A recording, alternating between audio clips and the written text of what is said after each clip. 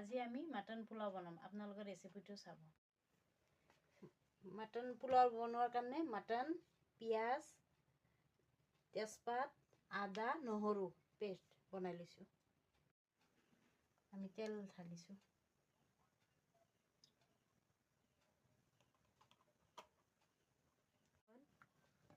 চেনি দিছোঁ পিঁয়াজটো ৰঙা হ'বৰ কাৰণে। চেনিটো ৰঙা হ'ব এতিয়া। তাৰপিছত পিঁয়াজখিনি ঢালি দিম। চেনিখিনি ৰঙা হৈ গ'ল, এতিয়া পিঁয়াজখিনি দিম, তেজপাতখিনি দিম, লং ইলাচিখিনি দিম, পিঁয়াজখিনি দিম।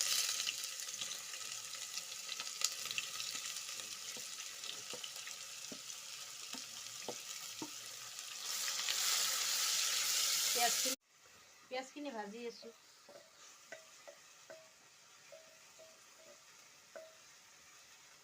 পিঁয়াজখিনি ৰঙা হৈ গ'ল, এতিয়া আদা নহৰু পেষ্টখিনি দিম।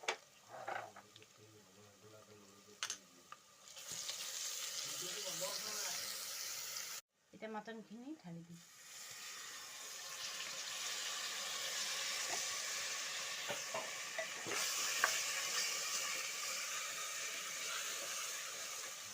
নিমখ এতিয়া অকণমান মজাই ল'ম মাটনখিনি। তাৰপিছত দুটা হুইচেল মাৰি ল'ম, তাৰপিছত চাউলখিনি দিম। মাটনখিনি সিজি গ'ল, এতিয়া আমি চাউলখিনি ইয়াতে ঢালি দিম।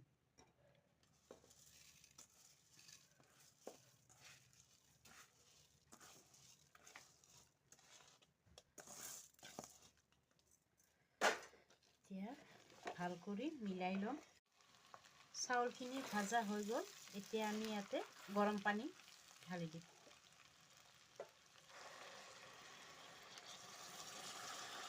বেছি নহয়।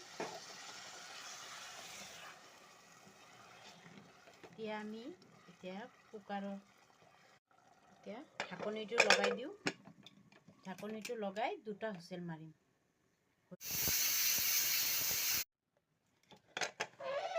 আমাৰ পোলাওখিনি হৈ গ'ল।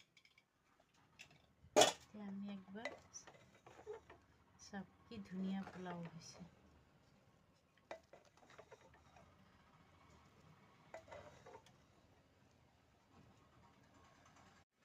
এনেকুৱা চিম্পুল পোলাও আপোনালোকে বনাই খাব পাৰে। আশা কৰোঁ আপোনালোকে মোৰ ভিডিঅ'টো চাই ভাল পালে। লাইক কৰিব, কমেণ্ট কৰিব। আজিৰ কাৰণে বাই।